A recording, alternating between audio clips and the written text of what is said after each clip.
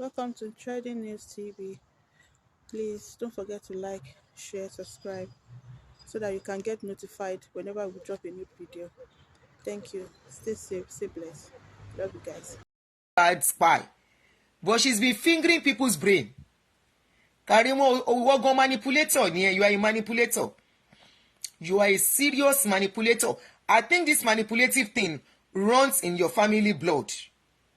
The same way Wunmi, as a very young girl, 20-something-year-old girl, is manipulating and twisting people's brain, mapping out strategies to cover the truth. The way she has been mapping out strategies to stifle and fight against people underground without anybody knowing what was going on is the same way you have come out openly, Karimo, to do. I was thinking by now you will have said something, some things that make sense.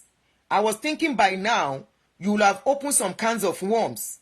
Like I told you, ìwọ àtàwọn family you can never be friends again.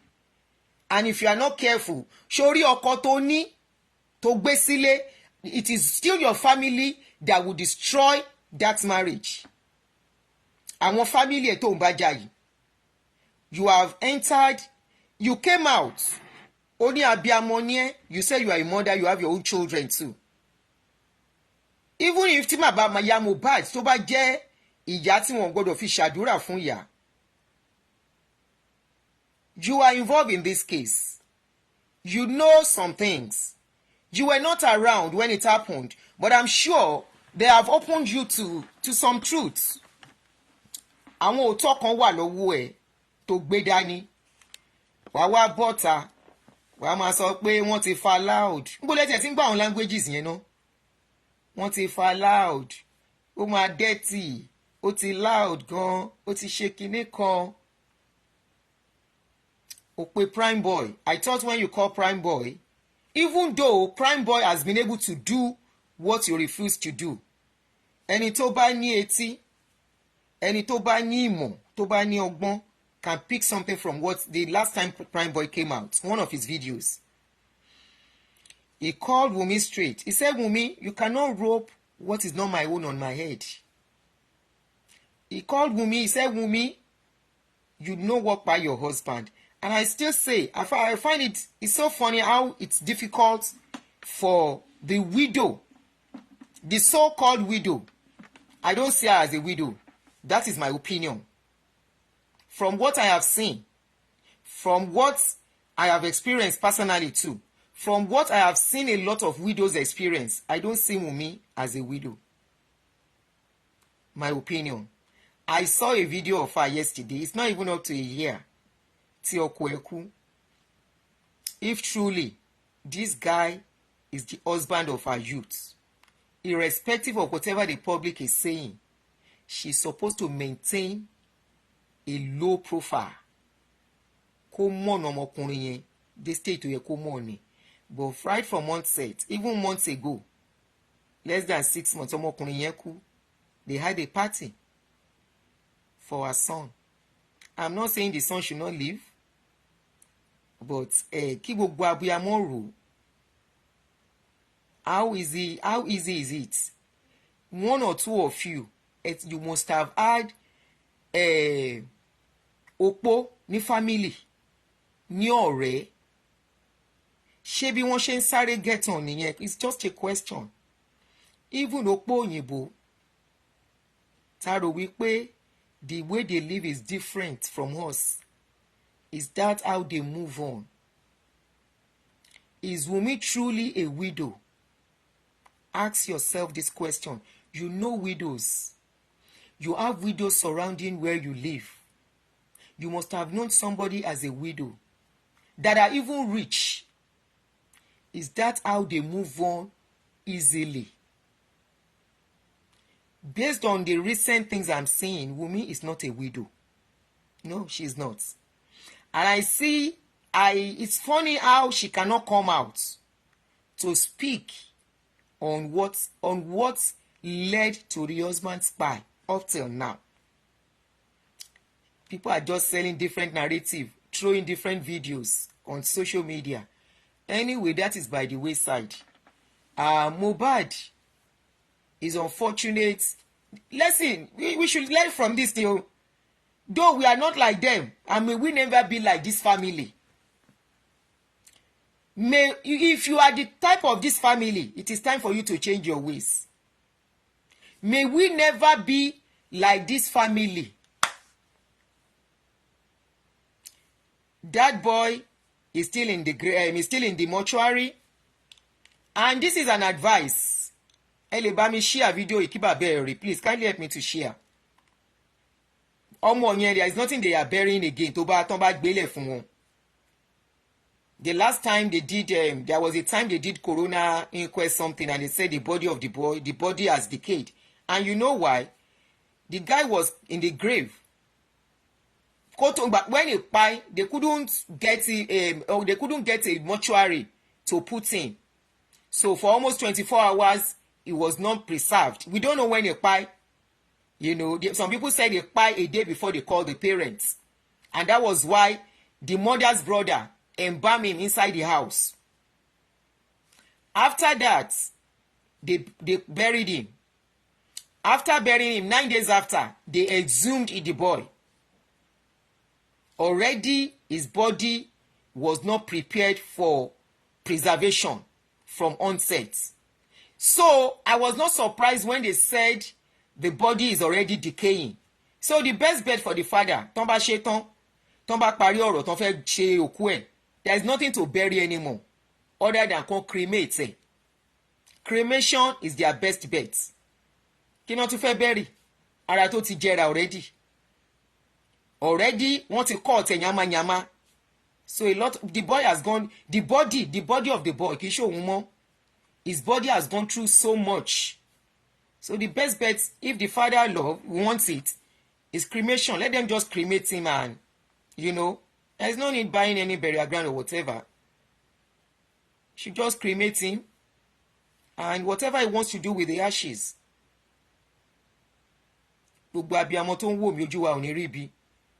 This is a big lesson to parents. I'm still going to play some of their voice notes. I mean their audios. We'll laugh at them and laugh at their shame. The shame of the family, both sides, is shaming me. This is a big lesson. Mohbad, at what age?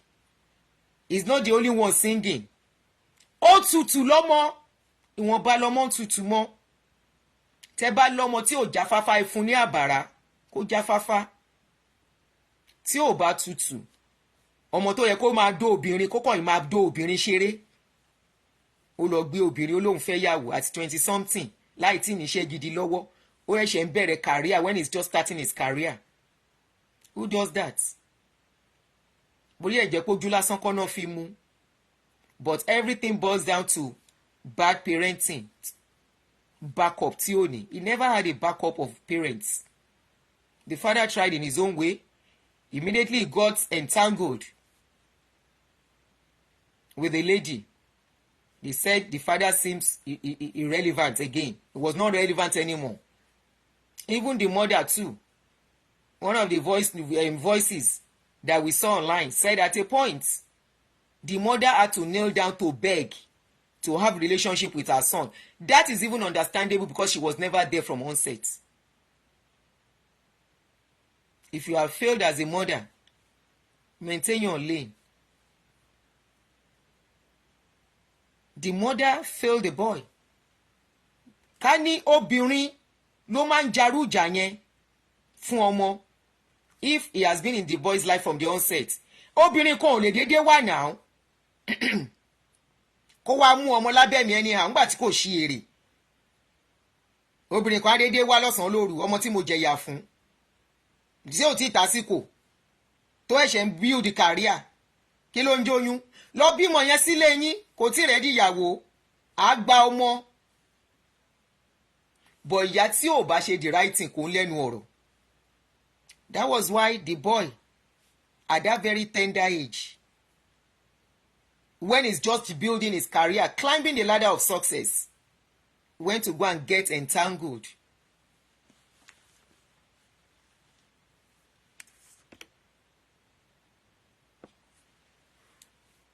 went to go and get entangled at a tender age. Ó wá lóhùn ti fọ́kọ, ó ti fẹ́ yàwó. Ó fẹ́ yàwó, ó gbóbìnrin sílé títí wọ́n fi yanjú ẹ̀. Till now, the person that is supposed to be at the forefront of justice, ta ló yẹ kó máa sunkún kó máa pariwo, justice for Mohbad, justice for my husband, who kpai my husband. Or she knows what kpai the husband, so kò sọ̀rọ̀. But why it is difficult for her to come out and say what kpai her husband, instead paying bloggers here and there to counter whoever is asking for justice, to counter whoever asks questions, to counter whoever asks, wait, this boy, even the baby you have, there is controversy on it according to what we are hearing. Who has the baby? Go and do DNA. Almost how many months now? People came out, they are ready to fund it, they are ready to pay for it. DNA has become death sentence till now. And women, mothers that have children, mothers that have boy children, are finding it difficult to support the DNA thing. Are you telling me, if you are in the shoes, let's assume Mohbad's mother is normal, because I don't think that woman is normal. Let's assume that woman is normal, that woman is okay. Ẹ bá mi love and like, ẹ bá mi share ẹjọ. There is nothing wrong with her. Let's assume she's normal, she's okay, like you and I. Ta jìyà lórí ọmọ. And something like this happens. And the world is saying, this is what happened. We saw the audio where the boy was even saying, ẹ ti ń ṣe tipẹ́, you've been doing it for long. My own is going to be the last one you ever do in your family. They were having issues. Yes, couple can fight and they can say different things. The boy was asking for his password to his iCloud. Ibi tẹ́mi ti wò wípé Mohbad is one of the reasons he kpai himself. How can you at that tender age share iCloud with your girlfriend? But even at that, at the end of the day, when I look back, when I look at the other side, when you are in love or you think you are in love, you can do the unthinkable. So I will still excuse him. Or maybe he feels if he wants to forget the iCloud password, he gave it to the lady. Keep my iCloud password for me in case. And the rest they say is the story. There were so many things that points to something not right, the way that guy go. If you and I, like parents, gbogbo wa ò ní rírú ẹ̀ o, we never ní fọwọ́ wa gbọ́mọ sí láṣẹ Èdùmàrè. Tí ìyá Mohbad bá normal, bẹ́mi àti yín ṣe normal. Do you think she would have kept quiet on the DNA thing? No, she won't. She won't. This is not pé ọ̀rọ̀ owó mọ́. Good evening, how are you? Eze. It's not about money anymore. It's about unraveling the mysteries. The mysteries surrounding that boy's spy. Even on the burial day, so many mysterious things happened on that day that people saw. And I see mothers tó ń gbé ọmọ tí wọn náà dání because of sentiments or because of money on social media so that they won't lose their supporters. Or maybe some have been paid because I learned some people are collecting money. Ọlọ́run má jẹ́ ń gbarú owó òṣì bẹ́ẹ̀ yẹn. Ọlọ́run mo tún tàkà ìdànù. Ẹlẹ́dàá mi ò ní jẹ́ fọwọ́ kan owó bẹ́ẹ̀. If truly they are paying people to speak against true justice, to counter and fight against people, ebi ò mà ní pa wá kẹ̀.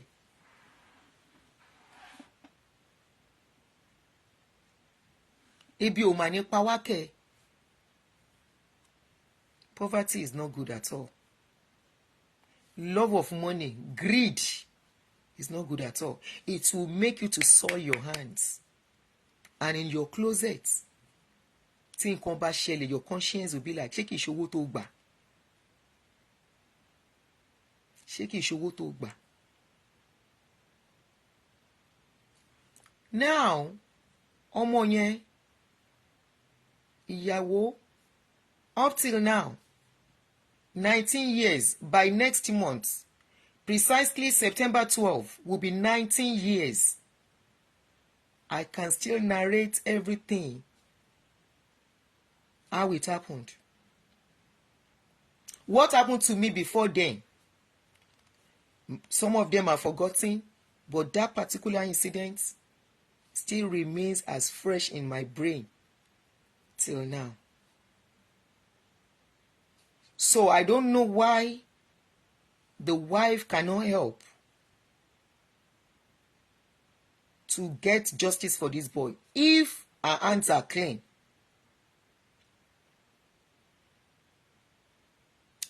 But because obviously, if one can think, there is more to the case. The boy, before he died, he wrote petition to the police mentioning Naira Marley, Sam Larry, and Oba Elegushi, Saheed Elegushi, in his petition. When that incident happened, Elegushi came out. He said it doesn't have anything to do with Sam Larry. The case is not whether it has something to do with Sam Larry. The case is, in a normal country, the boy wrote petition that those boys are working for Elegushi. In a normal country, the police are supposed to unravel the mystery of whatever those boys are doing for Elegushi. That what is the connection? What is the business? What are they doing together? Why will the boy leave every other person in that country and be mentioning King Elegushi, Saheed? Why? He should have mentioned Akiolu, Oba of Lagos. He can as well mention Oba of Isolo. He can as well mention Oba of Onitire, of Itireland. He can as well mention every other king in that country, in Lagos State especially. But he specifically mentioned Elegushi. The government did not at any point respond to the boy's cry.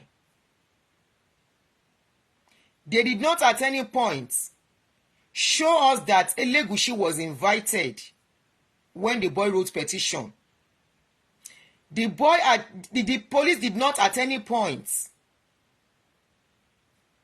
call the boys that the boy mentioned, that is Sam Larry and Naira Marley.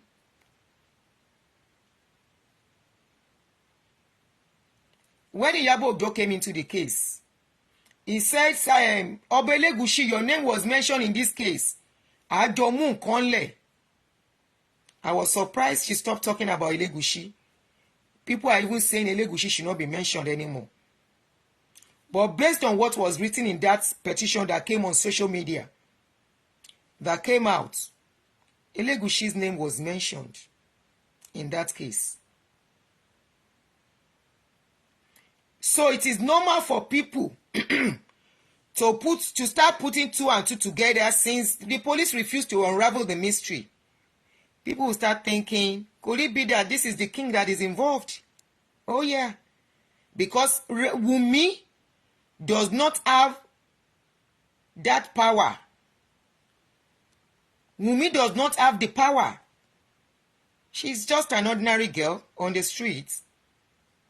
She does not have any power to control what is going on.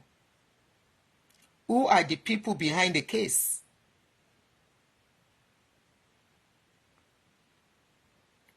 Sorry.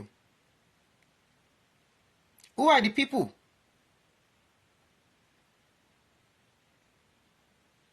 Behind the case? tó wá jẹ́ wípé ikú ọmọ yẹn wá di yam pepper scatter scatter, and the police are carrying on like nothing went wrong. Ẹ̀dẹ̀ bímọ ti yín. I'm not talking about whether the parents are okay or they are not okay now. We are talking about getting through justice in a normal country. We are talking about things being done right. That is what we are talking about. We are talking about how come the police are leaving the public to the case. How come? Those are just simple questions we are asking. Who are the powers behind this boy? Who are the power behind Momumi? Who are the powers behind her?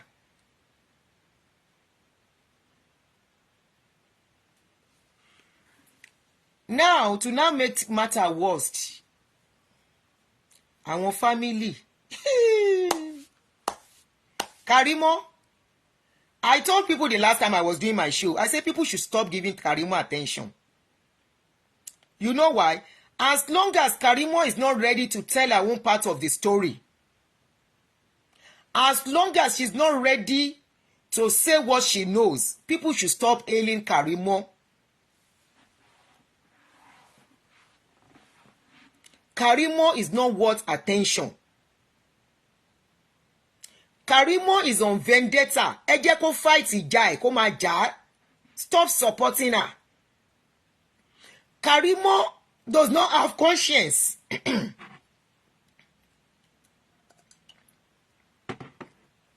Karimo's conscience is dead. She doesn't have conscience. What she's doing is not driven by conscience. What she's doing is driven by vendetta. Vendetta, which is revenge, jealousy, and manipulation. That is what she's doing. For how many weeks ló ti jáde ńsìn? When she came out, we gave her encouragement, we gave her support. That Karimo, for the sake of your own children too, torí ọjọ́ ọ̀la àwọn ọmọ tó gbé dání. Nítorí wípé tí ẹ̀san bá fẹ́ ké, ẹni tí orí ẹ̀ bá le, tí ẹ̀san bá máa ké, kò sí ẹni tí ò ní jẹ nínú ìyà àfi tán ọba mọ̀ ń pa ẹ̀. I said, Karimo, come out and say the truth that you know about this case. Now, you have stopped talking about your mother.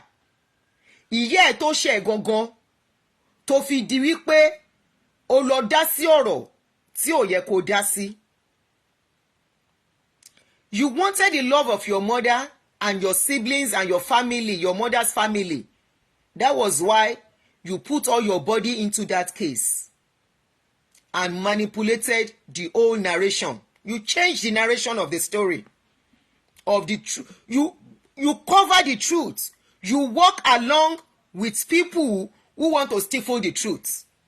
The same people that said Naira Marley was involved, only for them to come out and say for that they have vendetta, they have a battle with Naira Marley, they have scores with Naira Marley, even before the case.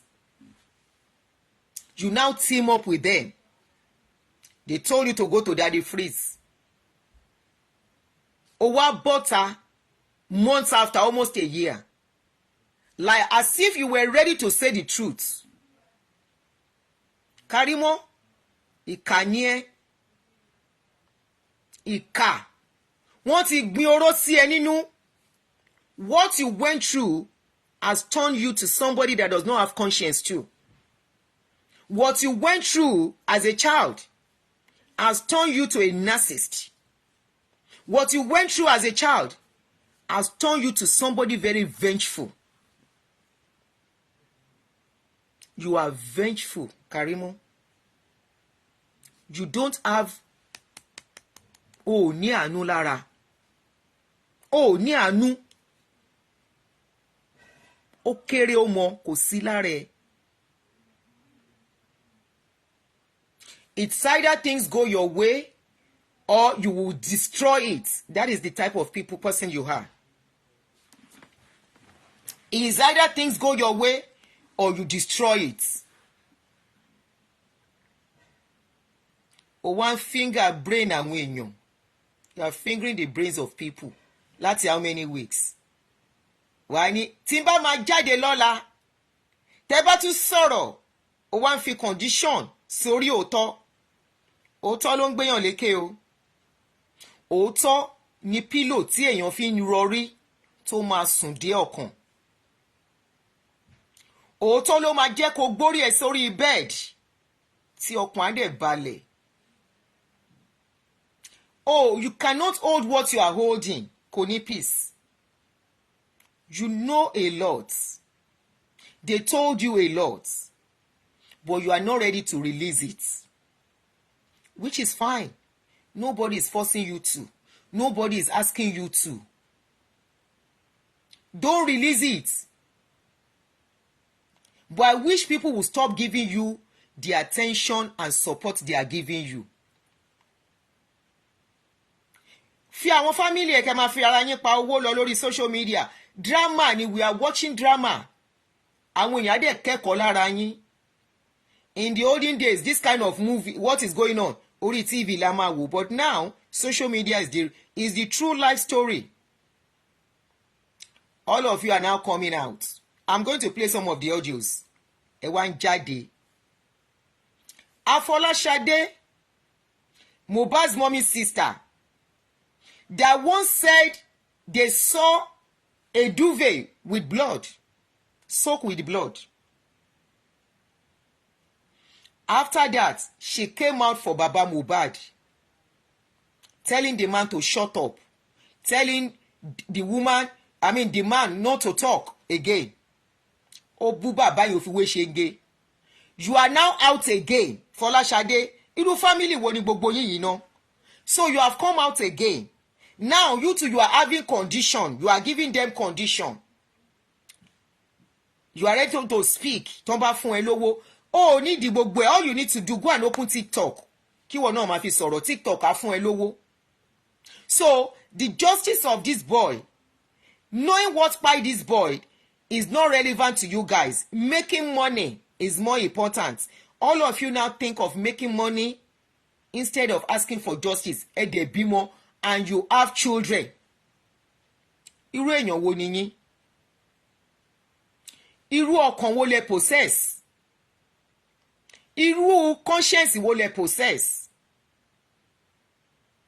Ẹ rántí, your conscience, whatever you do, is a shadow that will forever follow you. So now, Afolashade, you want to team up with Karimo to do what? Because Wunmi have stopped giving all of you money. You are now ready to team up with Wunmi to do what?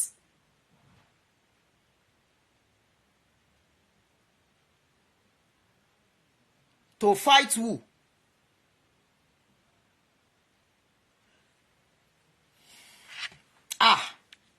Irú ẹbí yín yìí, ó yẹ kí gbogbo public kan fojú sí yín lára. They should know you people. That is what runs in your blood as a family.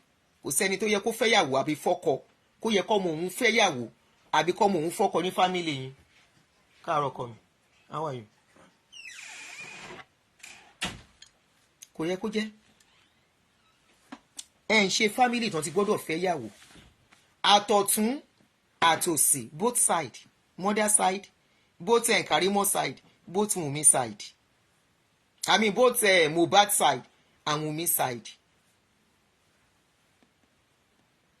Gbogbo yín ti wá gbéra yín síta. Ẹ jẹ́ àgbà àwọn nǹkan tó ń sọ ní just some of the voice notes tí ó jáde. Kábíyèsí Elédùmarè. Ojú dẹ̀ gbà mí tì. Títí tó bá fẹ́ ṣí ẹ̀ sí tí bá nà sọ́dọ̀ kí mo ti lọ. This voice note is Mohbad Karimo Aunty junior sister to Wumi's sister. She came out. Karimo first came out saying she's been paying the ladies' children's school fees. You know, so when everything now fell apart, all of them are now at loggerheads. All the family are against Karimo now. My first video for Karimo, I told Karimo, I said, Karimo, pack yourself and your family and make your life private. I said, if not, people that hate you, people that were not there for you as a baby, are the ones, if you allow them, they are the ones that will come into your life and destroy all that you have built. And I heard some things from this auntie. I said, yes, now it is happening. Karimo, ọ̀tẹ̀ yìí máa ṣe báyìí tó bá ṣọ́ra.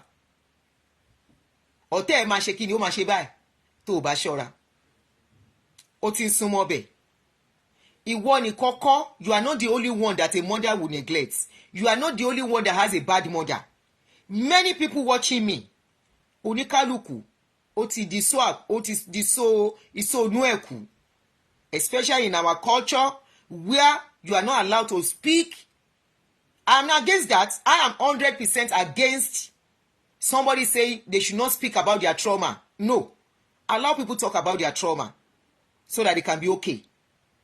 But one thing I can find out with Karimo is not seeking healing.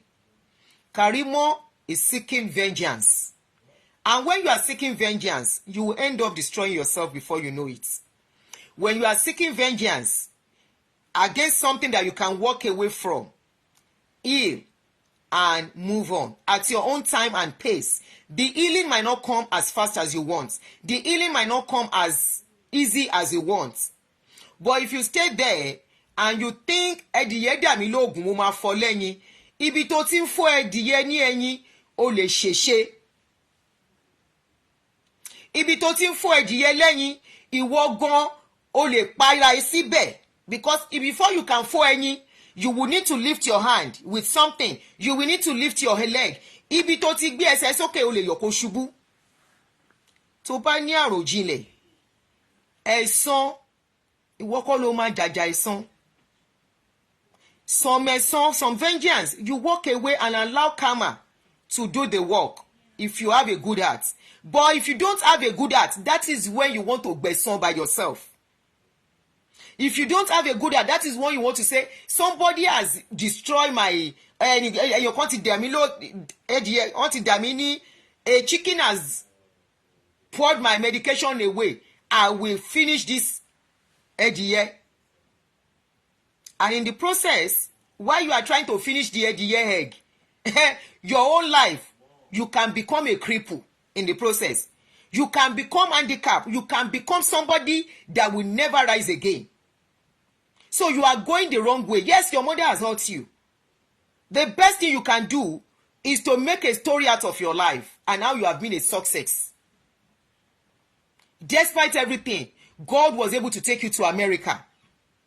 Despite everything, you are in a country to make your life better and heal from your pains. Therapy abound in America. Counseling abound in America. Take advantage of it and use it. Only people that are intelligent and normal will know that you have constituted a nuisance on social media. With all the jam talking, you are jam talking. You are not making sense. Only people that think they want to use you for entertainment and be laughing at you, cursing you, some will hail you, but trust me, they are cursing you behind you. Being vengeful will destroy you. Fighting just vengeance. Ìtàkùn tó ní kẹ́rin má gòkè ni. Òun àti erin náà jọ máa lọ. Ìtàkùn tó ní kẹ́rin kó má gun òkè. Wọ́n jọ máa wó ni. Before you pull somebody to the ground, you have to go to the ground too. Before you roll somebody in the dirt, you have to be in the mud too. Yeah, come in. Hi, Mom. Good morning. Hi, sweetie. Good morning. How are you? Good. How are you? I'm good. Please, can you warm my coffee for me, please? Thank you, darling. Or give it to Daniel to do it. It seems you want to do something. No problem. How are you? I'm good. How are you, Mom? Very good. I wish somebody can speak sense to you. Karimo, say the truth that you know about Iku Mohbad. Say the truth. Gbogbo wọn ṣe twist ọ̀rọ̀ fún ẹ, say it. But you are still covering them and you are still fighting them. To me, you now have double personality. Ìwọ gan ò mọ̀ rẹ mọ́. A personality that still wants to deal with the abusers and a personality that wants to destroy the abusers. So you are having double personality. Let's listen to some of the distinct also. So this voice note, this TikTok video you are going to listen to was a TikTok where the sister, the auntie of Karimo, after Karimo dragged their mother and dragged the woman that she's been paying their bills, she's the one giving them money for food, giving them money to pay school fees and everything. So let's listen to it. Kẹgbọ́n nǹkan tó tán sọ. tó ló gbé wà láì tí bá pa lọ́mú ẹ̀wù. Ó ń bọ̀ ọ̀tọ̀ ní tí mo fẹ́ play. Okay, let's listen to Karimo first. tó ló gbé wà láì tí bá pa lọ́mú ẹ̀wù mi tí bá pa lọ́mú ẹ̀ wù mí ọmọ Adébánjọ ọmọ Lájùmọ̀kẹ́ tẹ́lẹ̀ dá ẹja fún mi. Ìyá Mohbad had to kneel down and beg. If Ìyá Mohbad kneel down to beg Wunmi, ó yẹ kó kneel down. Karimo, how is that a big deal? Mama Mohbad kneels down for Wunmi. Oh yes, ẹni tó bá fún ni lókòrò lọ ga ẹni now. Is she not the one taking care of feeding her? When you have when Ìyá Mohbad, Karimo, ìjà ẹbí ló ń jà. Ó dẹ̀ máa tẹ́. Ìyá Mohbad gan yìí máa sá fún ẹ. You think Ìyá Mohbad is going to relate with you against Wunmi? No. Ìyá Mohbad will go for the highest bidder. Before you can do it, you have to know how much Wunmi is giving Ìyá Mohbad. Before you can win Ìyá Mohbad to your side, you have to know how much Wunmi is giving her. Then you double it. Ìyá Mohbad is going for the highest bidder. If she's not going for the highest bidder, she will not be where she is. She will not team up the way she has teamed up with Wunmi. And even fighting people that are asking for justice. Karimo, you don't have any power over Ìyá Mohbad. And Ìyá Mohbad will still kneel down. Ìyá Mohbad will wash Wunmi's clothes. Ìyá Mohbad will clean Wunmi's floor, sweep it. She cannot be anything other than housekeeper. Housekeeper does not have power over Oga, so that is paying salary. Kí ló ṣe fún Ìyá Mohbad tó ní pé ó kneel down? Oh yeah, she has to kneel down. Yẹ̀bọ́ òun ló ń fún lówó oúnjẹ. Ó dẹ̀ láṣìírí ẹ̀ lọ́wọ́. Ó ti compromise. Ó ti tara ẹ̀ lọ́pọ̀. Ó di dandan kó kneel down. Kneel down. I beg you. Kó tó lójú ọmọ ẹ̀ lẹ̀. Wunmi, mo ní Wunmi. Karimo, ó sọ̀rọ̀ síbi tọ́rọ̀ wà. Ó ní kó tó rójú ọmọ ẹ̀ lẹ̀. Where was she? Ṣé ìwọ bó ṣe jẹ́ ìyá tó ń tọ́jú ọmọ ẹ̀ as you are taking care of your child? Even me, you all had the children. Wọ́n jí kí náà wá ṣe? Bọ́n ṣe ń jí náà ń kanlẹ̀kùn good morning mommy.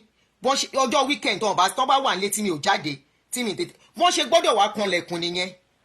Ibi ọ̀wọ̀ nìyá gbọ́dọ̀ wà àti bàbá. Ìyá Mohbad, for Ìyá Mohbad to kneel down for Wunmi to beg her, please let me have something to do with my son. It shows how much she failed. The same way your own mother failed you too. If she has to kneel down, kò sí ìyá tó máa ṣètò ẹ̀ lórí ọmọ.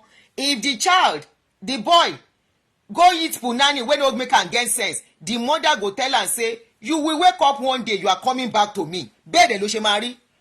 Oh yes, a mother that has played a part in a child's life. A child will now go and chop punani, and the punani will now turn his head. He will now neglect his mother. Trust me, that boy child, one day will bite his finger of regrets. Kò sí lọ kábọ̀. I don't know, it's a mystery. Nobody will ever be able to unravel. Bí a ṣẹ̀dá ṣe ṣe ni. Ìyá Mohbad ló wùwà tó gbọ́dọ̀ kúnlẹ̀ fún ìyàwó ọmọ. mo tàka òṣì dànù. Ìyàwó ọmọ máa ṣe fún mi, ọmọ náà máa tún ṣe ni. Bí ṣe máa jókòó yẹ gbé kíni ẹ lọ ṣóúnjẹ lọ bá mi ṣe kọ́fì mi wá. Ìtorí wípé kíni mo dúró ní dúró ìyá. Mo jẹ ìyà nǹkan tó ń pè ní ìyà. And I know a lot of mothers tó ń wò mí. Àwọn náà fọwọ́ gbáyà. The last video I did, I saw some comments of mothers saying wọn ò tí ì bí ọmọ náà. Tó ń sọ pé wọn ò tí ì bí ọmọ náà, àwọn làwọn bí nǹkan àwọn ò tí ì rí ìyàwó náà. She has to beg for attention because she failed Mohbad. Karimo, she failed Mohbad while alive. She still failed Mohbad nígbà tó ti kú. Kò tí ì kúnlẹ̀, ó yẹ̀ṣẹ̀ bẹ̀rẹ̀ kúnlẹ̀, ló yìí máa kúnlẹ̀. Yeah, give it to me. Take your iPad. O ò tiẹ̀ ráyè tọ́jú àwọn ọmọ ẹ̀gan mọ́. There was a day one of your children came. Wọ́n ń béèrè banana. Olẹ́yọ̀kan ni kán mú. Wọn ò bá dẹ̀ kó méjì kan lọ jẹ, o lè má mọ̀. You don't even have time for them again. Ṣé oyin ṣiṣẹ́? Are you still working? O lè bú mi o tó bá gbọ́ fídíò mi. Ìgbà tó ló gbé wà láyé, ó fún ìyá yẹn gbẹ ni. Ó fún gbẹ. Ọ̀rọ̀ yìí, ọ̀rọ̀ tó ṣẹlẹ̀ ní Lẹ́kí tó ṣojú mi tí mo ní ó yá. Mo wá yíjú sí Àṣànà. Mo ní ṣòótọ́ ni ó dínà yẹn. Mo wá yíjú sí ìyá Àṣànà. Mo ní ibo lẹ́yìn wà ní. Now o confirm pàṣànà làbúrú ẹ. O confirm o ní Àṣànà ni. Ìyá ẹ̀ náà ìyá Àṣànà. You have confirmed it. Ah shit. Sorry.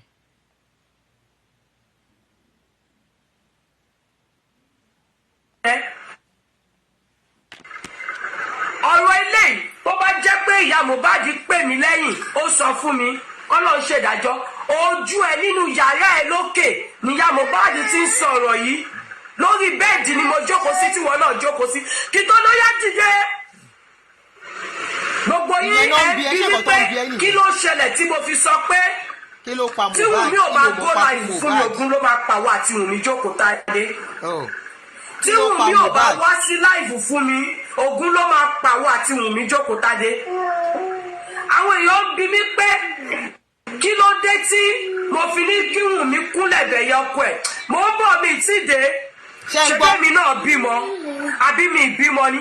Ò ń bọ̀ ò tí ì dé ọdún wo ló fẹ́ dé Karimo ọdún wo ló fẹ́ dé mò ń bọ̀ mo ò tí ì dé ló máa ń san gbogbo ìgbà ọdún wo ló fẹ́ dé kí ló mọ̀ nípa nǹkan tó pa Mohbad ṣe báwọn ọmọ náà ń ké lẹ́mìí lọ́dọ̀ ti ẹ̀yẹn náà ṣe báwọn ọmọ náà wà ní kó o tiẹ̀ ròkúnlẹ̀ gbẹgbẹ́ ẹni tó tiẹ̀ lọ́mọ ò ròkúnlẹ̀ ẹni tó lọ́mọ kò ròkúnlẹ̀ tó bá ròkúnlẹ̀ ni ọ̀rọ̀ yóò ní rí báyìí kí ni wọ́n mọ̀ because the truth that you are hiding that you know will haunt you kíni yẹn ti pàjùdé. àbí mi ìbímọ ni ó fojú ọmọ obìnrin yẹn ráre ni blessing gbogbo wọn àdúrà tàdúrà bá mu pure water ẹ lásán wàhálà ṣẹlẹ̀ èpè ló máa gbéṣẹ́. No, too much banana is not good. What is wrong? Because of potassium. What a knife in the name of a wife. Mo bá ya mo ń bọ̀ mi tí de eléyìí ò ń ṣọ̀rọ̀ justice for Mohbad ẹgbẹ́ justice for Mohbad ilé ẹ̀sẹ̀gbẹ́ kan ẹ̀ ń takù mi èmi náà ń takù. Ṣé ti gbọ́ ṣe àti fún mi tí ẹ mọ̀ pé sọ́ńbí ṣé ti gbọ́ that this Sira Karimo she's out for vengeance. She said this is not about Mohbad case. So she's not going to say anything. Can you see pé she's as wicked as others? If she was not a wicked person, they would not tell her, go and sell a story to the public and she would dance to it. If she was not a wicked person, they would not tell her and tell her this is what happened, but please, this is what you will say. And you will go and say it. Can you see she's as wicked as them? She now has confirmed. She said, put Mohbad justice for Mohbad aside. It doesn't concern me. I am not on social media for that. Stylishly. But she used it initially to come out. And people started listening to her. She told them, follow me on TikTok. Karimo. are you different from àwọn tó ń bú torí wọ́n forúkọ wípé wọ́n ń gbowó lọ́wọ́ Wùnmí? Báwo ló ṣe yàtọ̀ sí wọn? Mo béèrè ní o, but how are you different from them? Àwọn tó náà ń gbowó lọ́wọ́ Wùnmí. Ṣé bọ́ ọ̀rọ̀ inú wọn náà fẹ́ máa fi mẹ́kọ̀ọ́ owó ń sìn torí kan wá bẹ́ẹ̀ lórí TikTok?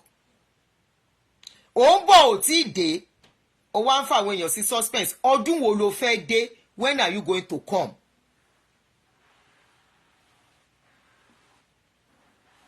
Ọ̀nà fojú ìyá ráre, ìyàwó náà bá fojú ẹ̀ ráre bí ó ń ṣe ìyá tó bá pọ̀ mọ́ tì. Ìwọ òfin ó yá tiẹ̀ ráre ni. Come to think of it, sef, Karimo. You are fighting for Iya Mohbad that did the same thing your mother did. Are you sure you are okay? It's just a question. Ìbéèrè ò dé fàjà. Now, I just got to this point now. You are fighting for Iya Mohbad for the same thing you said your own mother did. Kí ni mọ́mí ẹ̀ ṣe tí Iya Mohbad ò ṣe? Ìkan náà làwọn méjèèjì now. 10 years I no see mommy. 10 years I no see mama mi o. Nobody can tackle liar. Oh, they gba Nigeria lọ face wọn. Go to Nigeria and face them, Karimo. It's better. Nobody can tackle Bí àṣà liar. ìyá mi aláṣà ni. Mommy, they're not gonna give you this banana. Okay. Ojú ẹ lọ ṣe ń fẹjọ́ sùn mí kò ń ṣe lẹ́yìn ẹ. Kẹ́ lè máa wo nǹkan tí ìyá Wùnmí àti ìyá Túndé àti Àṣànà tó fi kórìíra mi o. Kí náà fi kórìíra Màtí ẹ̀? ìyá yẹn rojọ́ ẹ̀tọ́ mo wá yíjú sí. Tẹ bá tì mí nǹkan méjì tí ìyá Mohbad sọ fún ẹ máa sọ síta. Bó dẹ̀ ṣe rí. So, in other words, for you to say the truth that the world wants to know, the truth that the public wants to know concerning that boy, mi tí ẹ mọ́rú ọmọ tọmọ yìí gan jẹ́, tẹ́ bá lè ní sọ̀rọ̀ nípa Mohbad, á tún scare yín one time or the other. Now, there is a condition attached to it. That's what you are telling the public. Ẹ má sọ. Sórí nǹkan tó ń ṣe yìí, Karimo, àfi káwọn ọmọ ẹ̀yà fẹ́ òyìnbó, kọ́ má fẹ́ Naija, kọ́ má fẹ́ Yorùbá especially. Because nǹkan tó ń ṣe yìí, ó ti ń gbin nǹkan kan lẹ̀ fọ́jọ́ iwájú àwọn ọmọ ẹ̀ náà. Stop! Wùnmí, tí wọn bá stop láti máa drag ìyá yẹn, nǹkan méjì tí ìyá yẹn gé fún ẹ ó máa ṣẹmú ẹ lára. Bó ṣe gé. Bí ìyá Mohbad ṣe gé fún ẹ máa ṣẹmú ẹ lára. Kí ló gé fún wọn jọ múlẹ̀? Wo lórí burúkú ọmọ yìí?